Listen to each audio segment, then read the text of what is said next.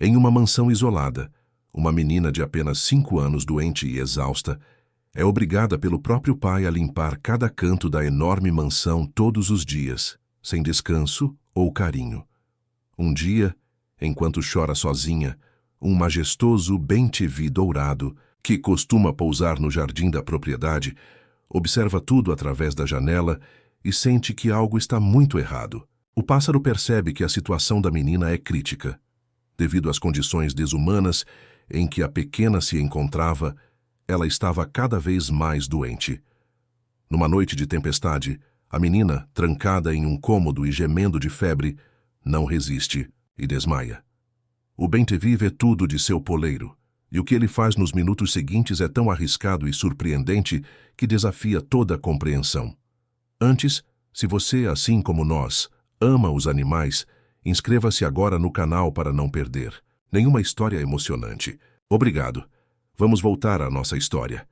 O despertar da Dora. O sol mal havia nascido quando os primeiros soluços ecoaram pelos corredores da imponente mansão Vale das Rosas. Sofia, uma menina de apenas 5 anos, já estava de pé, seus pequenos dedos agarrados firmemente ao cabo de uma vassoura quase maior que ela própria. Seus cabelos castanhos, presos em um rabo de cavalo mal feito, emolduravam um rosto pálido, marcado por olheiras precoces. A tosse que a perseguia há dias parecia piorar a cada manhã.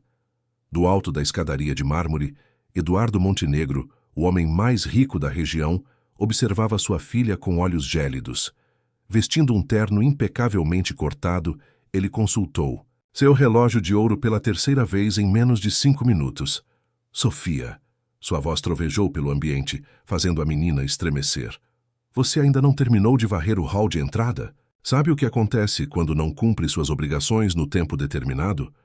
A pequena acelerou seus movimentos, ignorando a tontura que a febre provocava. Suas mãos tremiam enquanto tentava coordenar a vassoura pesada demais para seu corpo. De repente, uma nova crise de tosse a fez parar momentaneamente, e uma lágrima solitária escorreu por sua bochecha sardenta. Não quero suas lágrimas sujando meu piso recém-encerado, Eduardo advertiu, descendo alguns degraus. Termine logo isso e siga para a biblioteca. As prateleiras precisam ser espanadas antes do meu encontro com os investidores. Sofia assentiu, em silêncio, engolindo o choro. Através das enormes janelas da mansão, ela podia ver os primeiros raios de sol tocando os campos verdejantes que se estendiam até o horizonte. Um movimento captou sua atenção. Aurelius, o magnífico bem-te-vi, dourado, pousava graciosamente no galho da grande jabuticabeira próxima à janela. O pássaro, com sua plumagem vibrante que reluziam tons de amarelo e laranja sob a luz matinal, ergueu sua cabeça coroada como se sentisse o olhar da menina. Por um breve momento, seus olhos se encontraram. Sofia sentiu uma onda de calor reconfortante em seu peito. Era como se naquele instante fugaz, uma conexão invisível se estabelecesse entre duas almas solitárias. O bem-te-vi emitiu seu canto característico, um som melodioso, que pareceu quebrar momentaneamente o silêncio opressivo da mansão. Sofia, a voz cortante de Eduardo, a trouxe de volta à realidade. Pare de se distrair e termine suas tarefas. Ou prefere passar a noite no quarto dos fundos novamente? O quarto dos fundos. Só de pensar naquele cubículo escuro e gelado, sem janelas, onde era trancada como castigo, Sofia sentiu um arrepio percorrer sua espinha. Suas costas ainda doíam da última vez que dormira no chão duro daquele lugar, 3 dias atrás, quando não conseguira terminar de limpar todas as janelas da mansão. Maria, a cozinheira mais antiga da casa, passou apressadamente pelo hall carregando uma bandeja com o café da manhã de Eduardo. Seus olhos encontraram os de Sofia por um momento, cheios de pena contida. A mulher queria ajudar, como todas as vezes em que tentara intervir. Mas as ameaças de Eduardo eram claras. Qualquer funcionário que interferisse seria imediatamente demitido. O aroma do café recém-preparado e das torradas com manteiga fez o estômago de Sofia roncar. Seu último alimento havia sido um pedaço de pão duro na noite anterior, oferecido secretamente por Maria quando Eduardo já estava recolhido em seus aposentos. Enquanto varria, Sofia recordava vagamente do rosto de sua mãe, Laura, uma das antigas empregadas da mansão. Suas memórias eram fragmentadas, mais sensações do que imagens claras. O calor de um abraço, uma cantiga de ninar sussurrada, o perfume suave de lavanda. Laura havia partido quando Sofia tinha apenas 2 anos, levada por uma doença que Eduardo se recusara a tratar adequadamente. Um novo canto melodioso chamou novamente sua atenção. Aurélius ainda estava na jabuticabeira, sua plumagem dourada cintilando sob o sol da manhã. O bem-te-vi, conhecido na região por sua inteligência excepcional e comportamento quase humano, nunca demonstrara interesse particular pela família Montenegro. Mas agora algo havia mudado. Sofia terminou de varrer o hall, seus braços doendo pelo esforço. Sua cabeça latejava e a garganta ardia cada vez mais. Sabia que deveria seguir para a biblioteca imediatamente, mas seus olhos continuavam fixos. Em Aurélius, o pássaro agora voava em círculos próximos à janela, como se quisesse se aproximar dela. Seus movimentos eram deliberados, quase rituais, e de tempos em tempos ele emitia um canto específico, diferente de seu chamado habitual, que parecia dirigido especificamente à menina. Eduardo desceu o último degrau da escada, seus sapatos italianos ecoando no piso impecável. Parou ao lado de Sofia, analisando criticamente o trabalho da menina. Aceitável, murmurou, sem qualquer traço de aprovação em sua voz.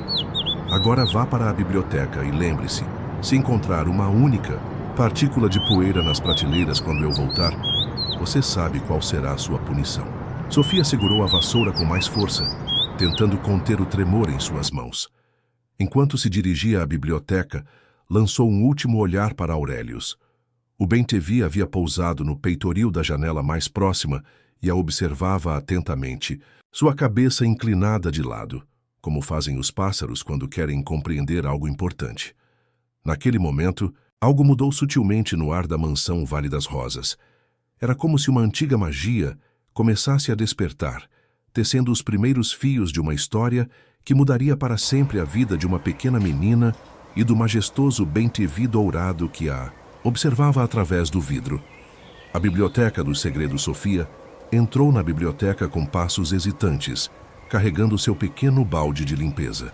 O aroma de livros antigos e madeira polida preenchia o ambiente, e a luz dourada da manhã filtrava-se através das cortinas de veludo vermelho, criando sombras dançantes nas estantes que se erguiam até o teto. Em outros tempos, aquele havia sido seu lugar favorito na mansão. Antes de Eduardo proibi-la de tocar nos livros, Sofia costumava sentar-se escondida entre as prateleiras, folheando volumes ilustrados e sonhando com mundos distantes. Agora, seus dedos só podiam tocar as lombadas dos livros para remover o pó, um lembrete constante de sua posição na casa. Subiu na escada de madeira com cuidado, equilibrando o espanador. Sua tosse havia piorado, e cada respiração provocava uma pontada em seu peito. Do alto da escada, podia ver através da janela lateral da biblioteca, onde Aurélius havia se posicionado em um galho próximo, como se montasse guarda. Um ruído na porta fez Sofia voltar-se assustada, quase perdendo o equilíbrio. Era Helena, a governanta, uma senhora de expressão severa que havia chegado à mansão pouco depois da morte de Laura. Seu pai ordenou que eu supervisionasse seu trabalho hoje, anunciou ajustando os óculos de armação dourada. Os investidores são pessoas muito importantes e tudo precisa estar perfeito. Sofia assentiu, tentando conter um acesso de tosse. Helena aproximou-se e por um momento sua expressão suavizou-se. Menina, essa tosse não está nada boa, murmurou, mais para si mesma do que para Sofia. Então, como se lembrasse de seu papel, endireitou a postura. Continue o trabalho. Quanto mais rápido terminar, mais cedo poderá descansar. As horas arrastavam-se, enquanto Sofia limpava meticulosamente cada prateleira. Seus braços doíam, e a febre parecia aumentar a cada minuto. Helena permanecia sentada em uma poltrona próxima, dividindo sua atenção entre um bordado e o trabalho da menina. Próximo ao meio-dia, um som familiar chegou através da janela entreaberta. O canto suave de Aurélius, mas desta vez diferente, mais urgente, quase melancólico. Sofia olhou discretamente para fora e viu o bem-te-vi pousado no peitoril externo, batendo suavemente o bico no vidro. Era a primeira vez que o pássaro se aproximava tanto da biblioteca. Seus olhos dourados, pequenos mas intensamente expressivos, estavam fixos nela com uma concentração quase humana. Helena também notou o comportamento incomum do pássaro. Estranho, comentou franzindo o senho.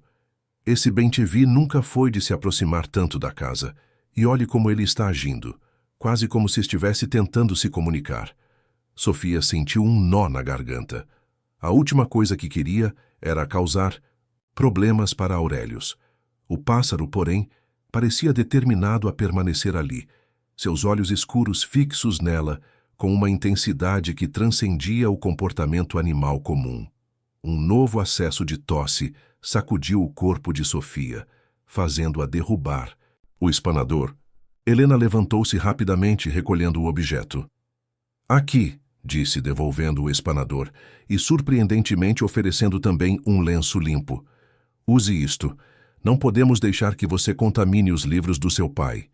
O gesto, embora prático, foi o primeiro sinal de consideração que Sofia recebera naquele dia. Suas mãos tremiam enquanto aceitava o lenço, e por um momento, seus olhos se encheram de lágrimas. Nada de choro, Helena advertiu, mas sua voz estava menos áspera. Termine, a última instante. Os investidores chegam em 1 hora. Sofia retomou seu trabalho, consciente do olhar de Aurelius, acompanhando cada um de seus movimentos. Era como se o pássaro entendesse sua dor, sua solidão. Por algumas vezes, quando a tosse a forçava a parar, ela podia jurar que ouvia um canto, suave de preocupação, diferente de qualquer som que já ouvira de um bem-te-vi. Helena consultou seu relógio de pulso e suspirou. Vou até a cozinha verificar os preparativos do almoço. Termine isso em 15 minutos, ou seu pai... Ela não. Completou a frase, mas não era necessário. Sofia conhecia bem as consequências. Assim que Helena saiu, Sofia aproximou-se da janela. Aurelius imediatamente voou para mais perto do vidro, pousando no peitoril externo. Era a primeira vez que estavam tão próximos. Através do vidro, Sofia podia ver os detalhes de sua plumagem dourada, as pequenas penas que se arrepiavam quando ele cantava, os olhos gentis que pareciam conter uma sabedoria antiga. Oi, Aurelius, sussurrou sua voz rouca pela tosse. O bem-te-vi respondeu com uma sequência de cantos melodiosos, inclinando a cabeça de um lado para o outro, como se tentasse entender por que havia uma barreira entre eles. Por um breve momento, Sofia esqueceu sua exaustão, sua doença, seu medo. Havia algo no comportamento daquele pássaro que a fazia sentir-se menos sozinha. O som de passos no corredor a fez voltar rapidamente ao trabalho. Helena retornou, acompanhada pelo mordomo, que anunciava a chegada antecipada dos investidores. Sofia apressou-se para terminar a última instante, seu coração acelerado. Antes de deixar a biblioteca, lançou um último olhar para Aurelius. O bem-te-vi permanecia ali, sua presença uma promessa silenciosa de que algo estava prestes a mudar na mansão Vale das Rosas. A tempestade se aproxima. A tarde caía sobre a mansão Vale das Rosas, quando as primeiras nuvens escuras começaram a se formar no horizonte. Sofia, agora no jardim de inverno, lutava contra a exaustão enquanto limpava as enormes vidraças. Seus movimentos eram cada vez mais lentos, prejudicados pela febre que não dava trégua. A reunião com os investidores havia terminado há pouco e Eduardo estava de bom humor, o que significava que talvez, apenas talvez, Sofia pudesse dormir em seu próprio quartinho esta noite, em vez do temido cômodo dos fundos. Ainda assim, cada tarefa precisava ser executada com perfeição. Do lado de fora, Aurelius havia se movido para acompanhá-la em sua nova localização. O bem-te-vi parecia inquieto, voando de galho em galho nas árvores próximas às janelas, sempre mantendo Sofia em seu campo de visão. Através dos vidros, ele batia ocasionalmente as asas contra o vidro, cada vez que Sofia tossia ou cambaleava. Maria, a cozinheira, atravessou o jardim de inverno, carregando uma bandeja vazia. Ao ver Sofia tremendo de febre, Enquanto tentava alcançar uma mancha particularmente difícil no alto da vidraça, a senhora não conseguiu conter-se. "Meu Deus do céu, menina", sussurrou, colocando a bandeja sobre uma mesa decorativa. "Você está ardendo em febre. Isso não pode continuar assim." Suas mãos enrugadas tocaram a testa de Sofia com a gentileza que só as mães possuem. "Estou bem, Dona Maria", Sofia respondeu automaticamente, as palavras entrecortadas por uma nova crise de tosse. "Só preciso terminar as vidraças antes que papai..." "Seu pai", Maria interrompeu, a indignação transparecendo em sua voz normalmente controlada. "Eduardo Montenegro pode ser o homem mais rico desta cidade, mas o que ele está fazendo com... você é..." Ela se interrompeu ao ouvir passos se aproximando. Helena entrou no jardim de inverno, suas sobrancelhas arqueadas ao ver Maria junto à menina. "Algum problema aqui?" Maria recompôs-se rapidamente. "Nenhum, só verificando se a pequena não estava sujando os vidros ao invés de limpá-los." A mentira soou amarga em sua língua. Um trovão distante anunciou a aproximação da tempestade. Aurélios, que havia pousado no galho mais próximo da janela, começou a emitir uma série de cantos agudos e repetitivos. Um comportamento que os moradores da região conheciam bem. Era o aviso natural que os bem-te-vis davam antes das grandes tempestades. Helena lançou um olhar preocupado para o céu que escurecia. "Sofia, termine logo isso. Precisamos fechar todas as janelas antes que a chuva comece." Maria hesitou antes de sair, seus olhos encontrando os de Helena em um pedido silencioso. A governanta assentiu imperceptivelmente, um acordo tácito formando-se entre as duas mulheres que, apesar de suas diferenças, compartilhavam a mesma preocupação pela menina. Sofia continuou seu trabalho, cada movimento exigindo mais esforço que o anterior. Sua visão começava a embaçar, e o suor frio escorria por sua testa. Do lado de fora, os primeiros pingos de chuva começavam a cair, mas Aurélios se recusava a buscar abrigo, permanecendo em seu galho mesmo com as penas começando a se molhar. Helena observou a cena por alguns momentos antes de tomar uma decisão. "Sofia", chamou, sua voz mais suave que o habitual. "Vá até a cozinha e peça a Maria um pano novo. Este já está muito molhado para os vidros." Sofia assentiu, grata pela breve pausa. Ao passar pela porta que levava à cozinha, pôde ouvir Helena murmurando algo sobre não aguentar mais ver isso, e aquela criança vai morrer se continuar assim. Na cozinha, Maria a esperava com um copo d'água e um pedaço de bolo escondido sob um guardanapo. "Coma rápido, pequena", instruiu, verificando se não havia ninguém por perto. "E tome isso também."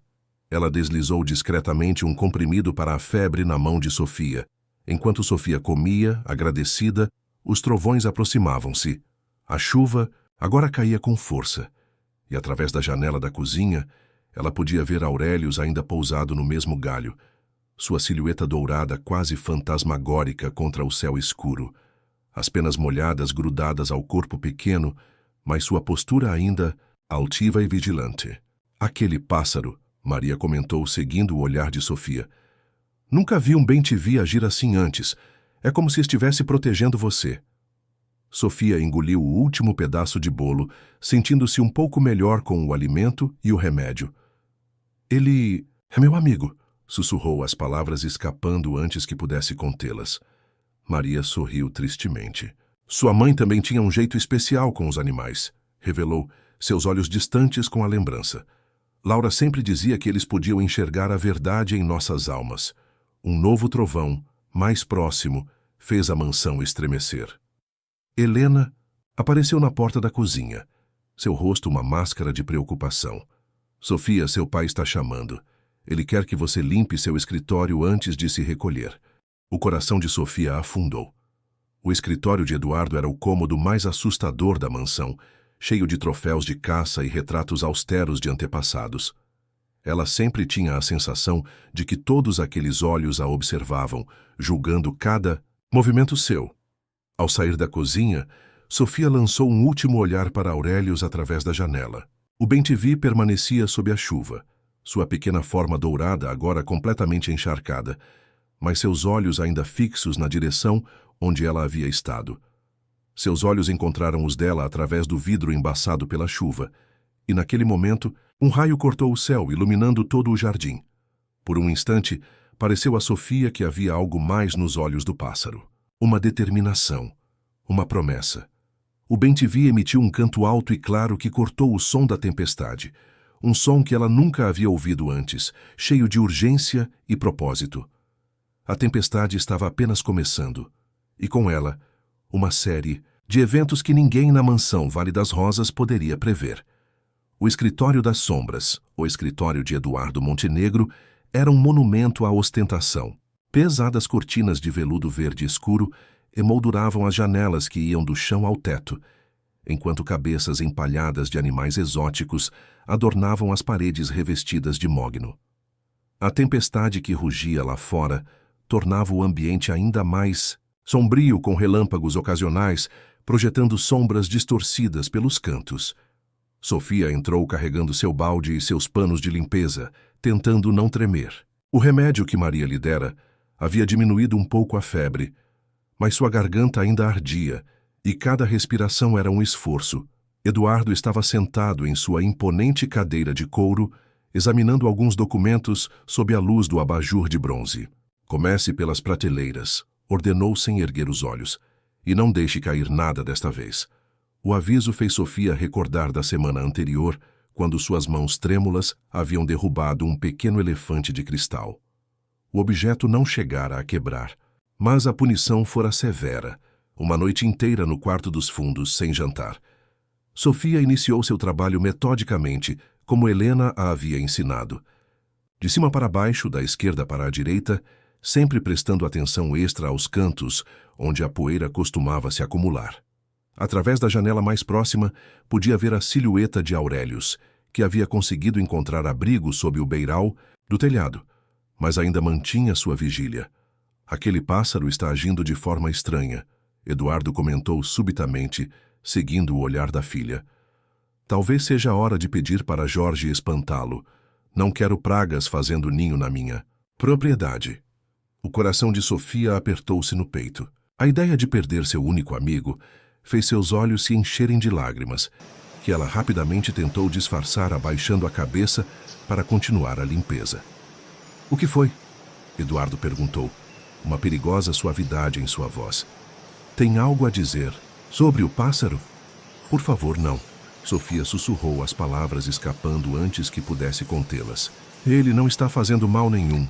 Eduardo parou, voltando-se lentamente para ela. O que você disse? Sofia engoliu em seco, seu coração batendo descompassado. É que ele pode se machucar na tempestade, tentou explicar, sua voz tremendo. Som da mão de Eduardo batendo na mesa ecoou como um trovão. Você não tem o direito de opinar sobre nada nesta casa, vociferou. Sua única função é limpar, e mesmo isso, você mal consegue fazer direito. Nesse momento, um canto agudo e persistente cortou o ar. Aurélios havia começado uma vocalização que os bem-te-vis fazem apenas em situações de extremo alarme. O som era tão penetrante que mesmo Eduardo parou para ouvir. Que barulho irritante, resmungou. Definitivamente vou mandar Jorge resolver isso amanhã. Helena entrou apressadamente no escritório, sua expressão tensa. Senhor Montenegro, chamou. Telefone urgente do senador sobre os investimentos. Eduardo ajustou sua gravata, recompondo-se instantaneamente. Cuide para que ela termine tudo. Aqui, ordenou a governanta antes de sair. E mande Jorge fazer alguma coisa sobre aquele pássaro barulhento. Assim que Eduardo deixou a sala, Helena aproximou-se rapidamente de Sofia. Não há telefonema nenhum, sussurrou. Mas precisava tirar seu pai daqui. Você está ardendo em febre, menina. Sofia balançou a cabeça determinada. Preciso terminar a limpeza, insistiu, embora suas pernas mal a sustentassem. Teimosa como sua mãe, Helena suspirou, um lampejo de carinho em seus olhos geralmente severos. Laura também nunca admitia quando precisava de ajuda. Um novo relâmpago iluminou o escritório, seguido pelo som intensificado do canto de Aurélios. O bem-te-vi estava cada vez mais agitado, voando de um lado para outro sob o beiral, como se pressentisse algo. Aquele pássaro, Helena murmurou, observando o animal através da janela. Há algo diferente nele. É como se Ela foi interrompida por Jorge, o jardineiro e tratador que apareceu encharcado na porta. Senhora Helena, tem algo estranho acontecendo. Aquele bem-te-vi está agindo como nunca vi antes. Ele não para de cantar e voar em volta da casa, mesmo com essa tempestade. É como se estivesse tentando avisar alguma coisa. Helena olhou de Jorge para Sofia, depois para o pássaro, uma compreensão súbita surgindo em seus olhos. Ou proteger alguém, completou baixinho. Sofia continuou seu trabalho, cada movimento mais difícil que o anterior. Sua visão começava a escurecer nas bordas, mas ela sabia que não podia parar. O som da chuva misturava-se ao canto de Aurelius, criando uma estranha melodia que parecia prenunciar algo importante. A noite da decisão, a cozinha da mansão, Vale das Rosas, era o único lugar onde o calor parecia genuíno. Naquela noite tempestuosa, enquanto Sofia terminava de limpar a última prataria do dia, Maria e Helena conversavam em sussurros preocupados, próximos ao fogão a lenha. O cheiro de sopa quente preenchia o ambiente, misturando-se ao aroma de pão fresco que ainda restava do jantar. Não podemos mais ficar paradas, Maria declarou, suas mãos enrugadas apertando nervosamente o avental. Você viu como ela está?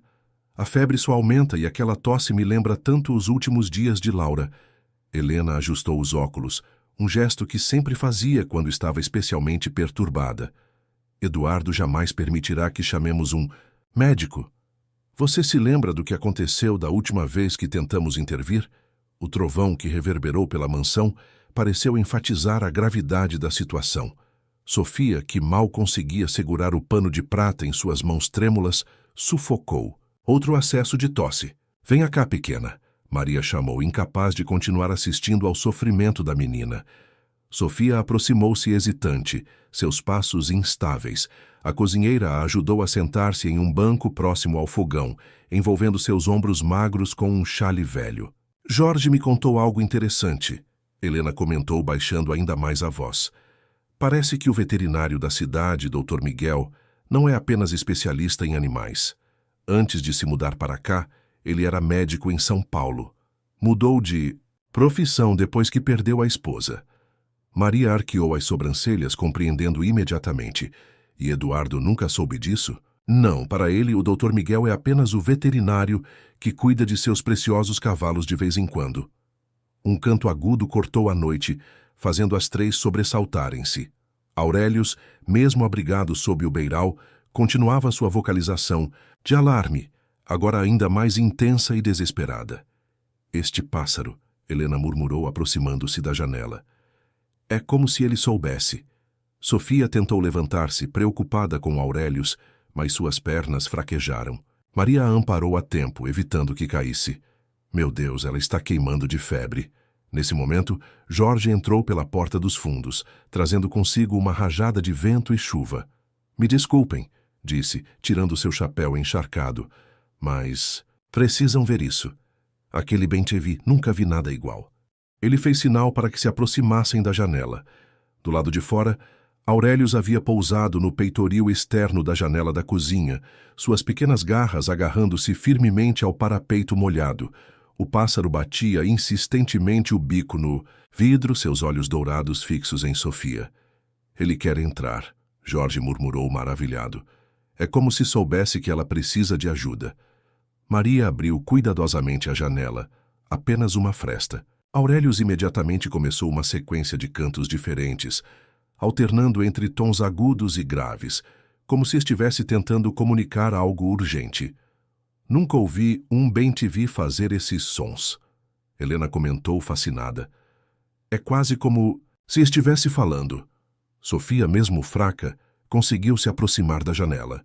Quando Aurelius a viu, intensificou seus chamados, apontando com o bico na direção da porta dos fundos e depois para ela, repetindo o movimento várias vezes. Ele quer que alguém saia, Jorge interpretou. Mas, com essa tempestade... De repente, Aurelius voou para longe da janela, desaparecendo na escuridão da noite. As 4 pessoas na cozinha ficaram em silêncio, perguntando-se o que aquilo significava. 15 minutos depois, um barulho na porta dos fundos as sobressaltou. Jorge abriu cautelosamente e ficou boquiaberto. Ali estava o Dr. Miguel encharcado pela chuva, carregando sua maleta médica. Desculpem aparecer assim, mas foi a coisa mais estranha, ele disse, secando o rosto com uma toalha que Maria lhe ofereceu. Um bem-te-vi dourado ficou voando em volta da minha casa por quase 1 hora, cantando sem parar. Quando saí para ver o que estava acontecendo, ele voou na direção desta mansão como se quisesse que eu o seguisse. As mulheres trocaram olhares significativos. Jorge balançou a cabeça em admiração. É o Aurelius, Sofia sussurrou, sua voz fraca, mas cheia de emoção. O Dr. Miguel olhou para a menina pela primeira vez e sua expressão mudou completamente. Seus instintos médicos, adormecidos há anos, despertaram instantaneamente. Meu Deus, esta criança está muito doente, disse ajoelhando-se ao lado de Sofia. Posso examiná-la? O Sr. Montenegro não pode saber, Helena advertiu rapidamente. Se descobrir que chamamos alguém... Eu entendo, o Dr. Miguel assentiu gravemente. Mas esta menina precisa de cuidados médicos urgentes, o milagre da madrugada. Enquanto o Dr. Miguel examinava discretamente Sofia na cozinha, Aurelius retornou ao seu posto no peitoril da janela. O bem-te-vi permanecia ali vigilante, suas penas ainda molhadas da chuva, mas seus olhos brilhantes de determinação. Pneumonia inicial, diagnosticou o médico em voz baixa, após auscultar o peito da menina com um estetoscópio improvisado. A febre está muito alta e ela está desidratada. Precisa de medicação imediata e repouso absoluto. Maria e Helena trocaram olhares desesperados. Como podemos fazer isso sem que Eduardo descubra? Helena perguntou. Deixem isso comigo. O Dr. Miguel disse abrindo sua maleta. Tenho aqui antibióticos e antitérmicos, mas ela precisa ficar em um lugar quente e seco, longe de qualquer esforço. O quarto dela fica no sótão, Maria explicou. É pequeno, mas tem uma lareira.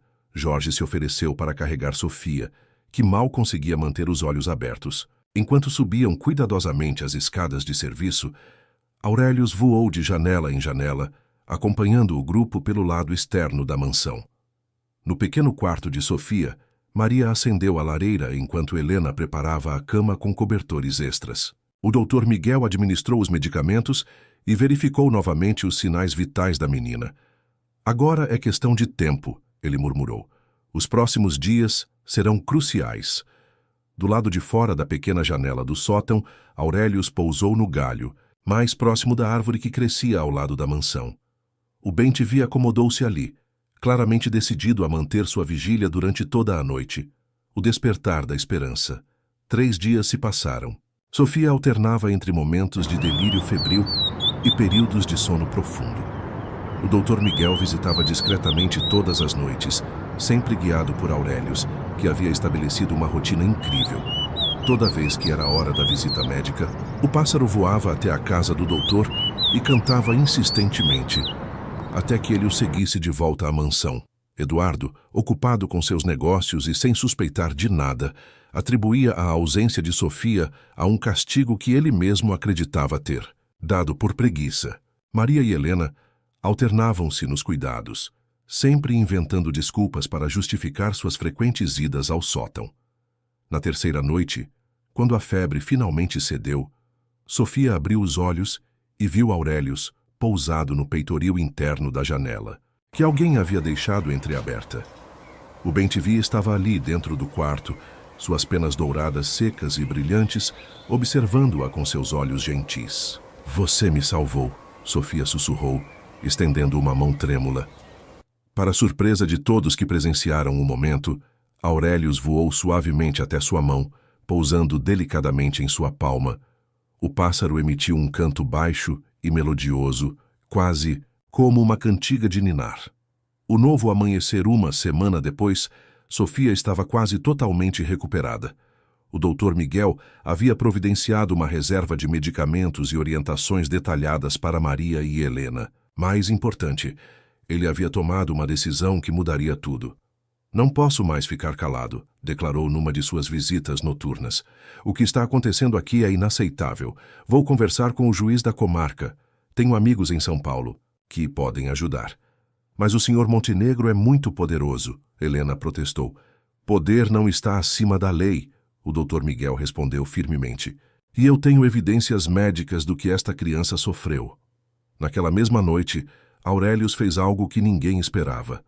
O bem-te-vi voou até a janela do escritório de Eduardo e começou a cantar alto e insistentemente, acordando o homem. Quando Eduardo se levantou irritado para espantar o pássaro, encontrou uma pequena carta amarrada delicadamente à pata de Aurelius com um fio de grama. A carta, escrita em letras miúdas pelo Dr. Miguel, continha um ultimato claro.